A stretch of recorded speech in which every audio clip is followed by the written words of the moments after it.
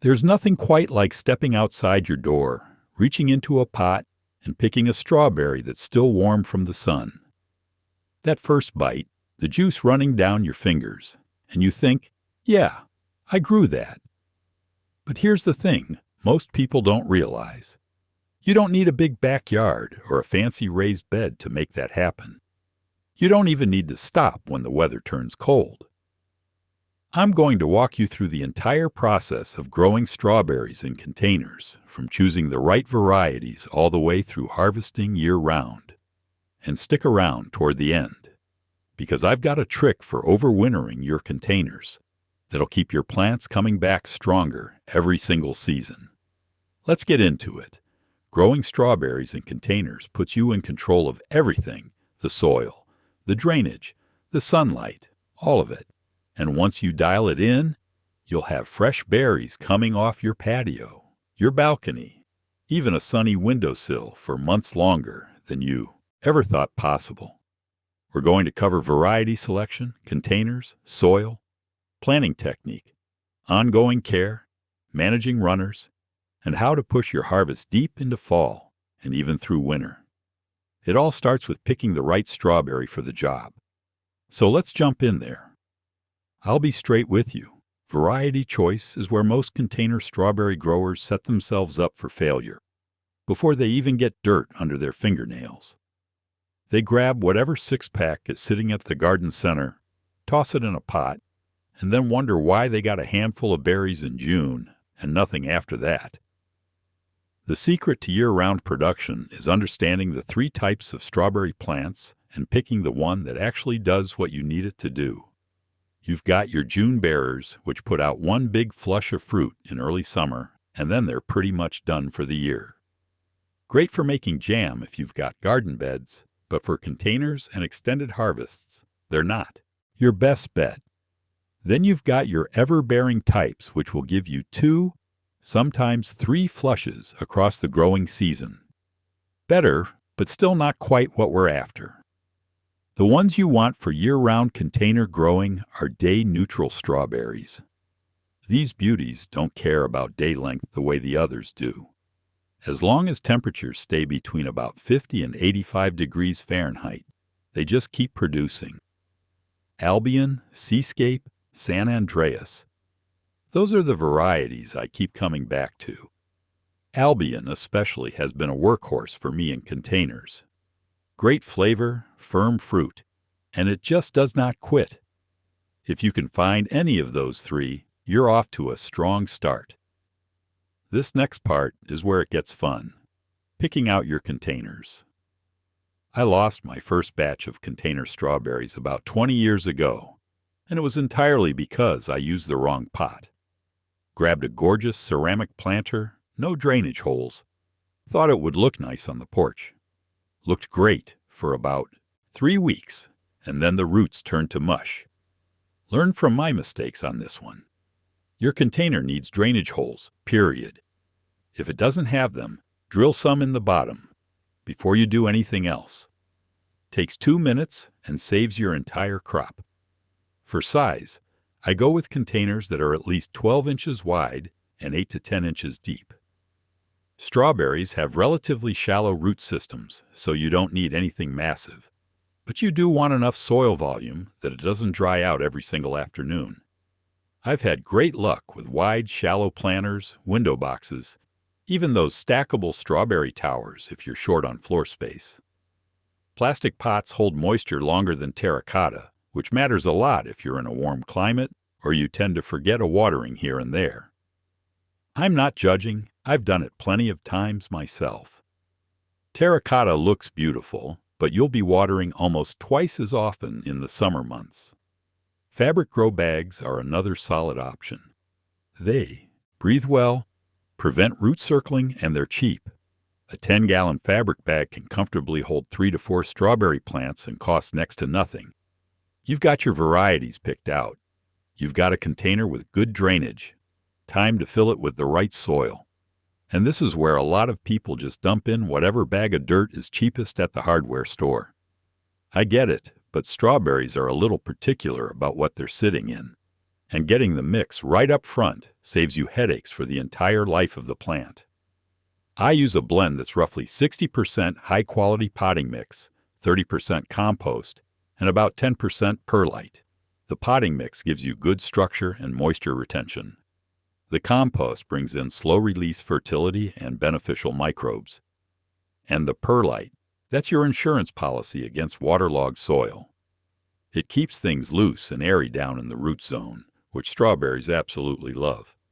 I'll be honest, I didn't always add the perlite. Thought it was optional. Then I had a season where I lost nearly half my plants to root rot in containers that I thought had perfectly good drainage. Added perlite to every mix after that and haven't had the problem since. Mix it all together on a tarp or in a wheelbarrow before you put it in the container. You want it blended evenly, not layered. One thing I'll mention. Strawberries prefer a slightly acidic soil, somewhere in the range of 5.5 to 6.8 pH.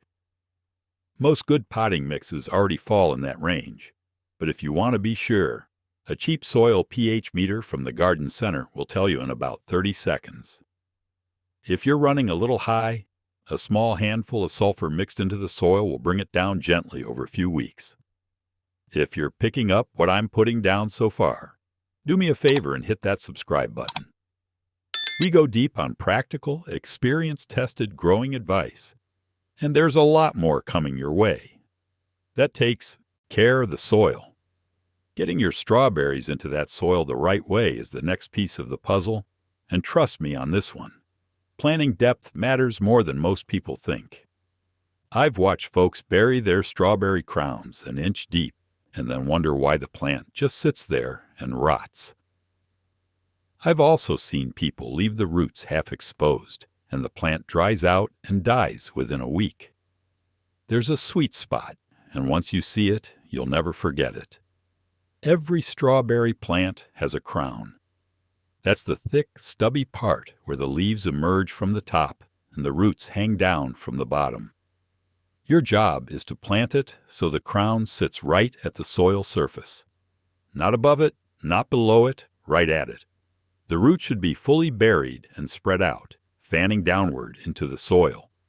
The crown itself should be sitting half in, half out, like it's wearing the soil line as a belt. Get this wrong and your whole crop pays the price. Too deep and the crown rots. Too shallow and the roots dry out. I space my plants about 8 to 10 inches apart in a container. If you're using a 12-inch round pot, that's comfortably 2 plants. A long window box, maybe 3 or 4, depending on the length. Don't overcrowd them.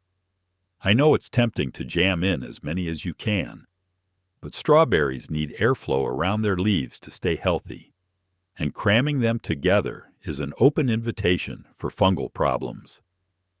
After planting, give them a good deep watering to settle the soil around the roots. You'll probably notice the soil level drops a bit after that first soak, and that's normal. Just top it off so the crowns are right back where they should be. I like to add about a ½ inch to 1 inch of straw mulch on top after planting. It keeps the soil from splashing up onto the fruit, holds moisture in, and it looks tidy. Pine needles work great too if you've got them, and they'll add a touch of acidity as they break down, which your strawberries will appreciate. All right, with that squared away, let's get into keeping these plants happy once they're in the ground. Or in the pot, I should say. Watering container strawberries is the single thing that trips up more growers than anything else. And it's not because it's complicated. It's because containers dry out faster than people expect, especially in the summer. The feel of the soil tells you everything. Stick your finger about an inch down into the pot. If it feels dry at that depth, it's time to water. If it's still damp, leave it alone. That simple test has saved me from both overwatering and underwatering more times than I can count. When you do water, water deeply. I mean, soak it until you see water running out the drainage holes. Then leave it alone until that finger test tells you it's time again. In the heat of summer, that might be every day or even twice a day for smaller pots. In cooler weather, maybe every 3 or 4 days. This is why I mentioned earlier that pot material matters. A black, plastic pot sitting in full July sun is going to dry out a whole lot faster than a light-colored ceramic one in partial shade. Sunlight is straightforward. Strawberries want at least 6 to 8 hours of direct sun per day. More is better up to a point. But once you're getting into the mid-90s temperature-wise, the plants start to stress and may stop setting fruit temporarily. If you're in a really hot climate, afternoon shade is actually your friend. I grow mine where they get morning sun and then dappled light after about 2 in the afternoon, and they produce beautifully through the hottest months here. Feeding is where a lot of container growers leave fruit on the table, literally. Because your strawberries are in a limited volume of soil, the nutrients get used up fast. I feed mine every 2 to 3 weeks during the growing season with a balanced liquid organic fertilizer, something around a 10-10-10 ratio. It took me a few seasons to figure this out, but the plants that I fed regularly outproduced the ones I neglected by an embarrassing margin. You can also side dress with a granular organic fertilizer once a month if you prefer. Just scratch it lightly into the top inch of soil and water it in. Either approach works. The key is consistency. Don't feed heavy once and then forget about it for 2 months. Small, regular doses keep the plant producing without burning the roots. Here's where I see folks run into trouble, and that's dealing with runners. If you've grown strawberries before, you know what I'm talking about. Those long stems that shoot out from the mother plant with a little baby plantlet dangling at the end. They look cute, and your instinct is to let them go. But if you're growing for maximum fruit production in containers, you need to be disciplined about this. Every runner your plant sends out is energy that's not going into making berries. I clip mine off as soon as I spot them, right at the base where they emerge from the mother plant. Clean cut, sharp scissors done. Your plant will thank you with more fruit. I'll save you some grief here, though. Don't throw those runners away. If you want to expand your strawberry collection, those runners are free plants. Just pin the baby plantlet down into a small pot of moist soil while it's still attached to the mother. Let it root for a couple of weeks. Then snip the runner and you've got a brand new strawberry plant. I've built my entire container strawberry collection this way over the years, starting from just 4 plants. As for pruning, container strawberries don't need much. Remove any dead or yellowing leaves as you see them. If a plant starts looking leggy or tired after a heavy production cycle, trim it back to the crown and let it push out fresh growth. It'll bounce back faster than you'd think. You're probably wondering how to keep this going when the temperature drops. Good, because this is the part most people miss entirely, and it's the whole reason this method works for year-round growing. Day-neutral strawberries will keep flowering and fruiting as long as temperatures stay roughly between 50 and 85 degrees Fahrenheit. The beauty of containers is that you can move them. When fall hits and nighttime temperatures start dipping into the low 40s, I move my containers up against the south-facing wall of my house. That wall radiates stored heat from the day and gives the plants a few extra degrees of warmth overnight. It's a small move that buys you weeks of additional harvest. Once it gets genuinely cold, below freezing on a regular basis, you've got a few options. If you have a garage, an unheated basement, or a covered porch that stays above about 20 degrees Fahrenheit, you can move your containers there for the winter. The plants will go dormant, and that's perfectly fine. They actually need some chill hours to reset and come back strong the next spring.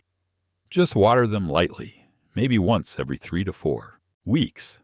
Enough so the roots don't completely dry out and leave them alone. They'll look dead. They're not. Come spring, move them back into the sun. Give them a good watering and a light feeding, and watch them wake right up. For those of you in milder climates, zones 8 and above, your strawberries may not go fully dormant at all. You can keep them producing through the winter with a little protection.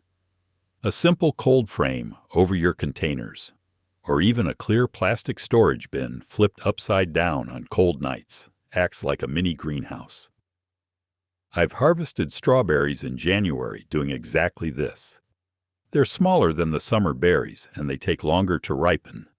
But the flavor is incredible because the sugars concentrate in the cooler temperatures. It's honestly some of the best fruit I've ever eaten.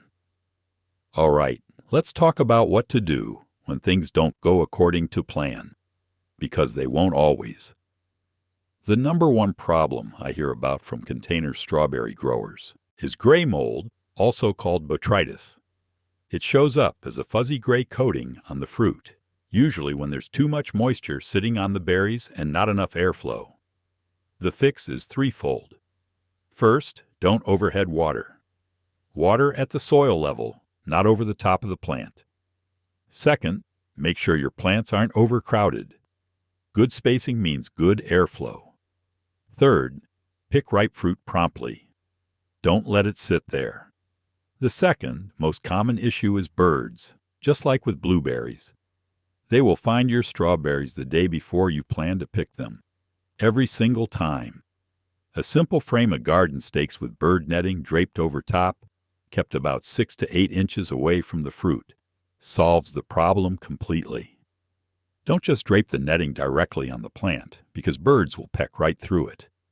Aphids and spider mites can show up too, especially in hot, dry conditions. A strong spray of water from the hose knocks most of them off. If they're persistent, a neem oil spray, applied in the evening, works well. I check the undersides of the leaves once a week during the summer. Catching pests early is 10 times easier than dealing with a full-blown infestation. This is something I wish someone had told me when I started growing strawberries in containers. Every 3 to 4 years, your plants are going to start declining. Smaller fruit, lower yields, they just look tired. That's natural. Strawberry plants don't live forever. But here's the trick. If you've been rooting those runners like I mentioned earlier, you've already got replacement plants ready to go. Swap out the old plants, refresh the soil in your containers, and you've got a continuously renewing strawberry patch that never misses a beat. I've been running the same container setup for over a decade this way, and every season is just as productive as the last. So that's the whole process, start to finish. Pick day-neutral varieties, set up containers with proper drainage, mix your soil right, plant at the correct depth, stay consistent with watering and feeding, manage your runners, and use the seasons to your advantage instead of fighting them. If this helped you out, hit subscribe and drop a comment letting me know which variety you're going to try first. I read every single one. Thanks for watching, and I'll see you in the next one.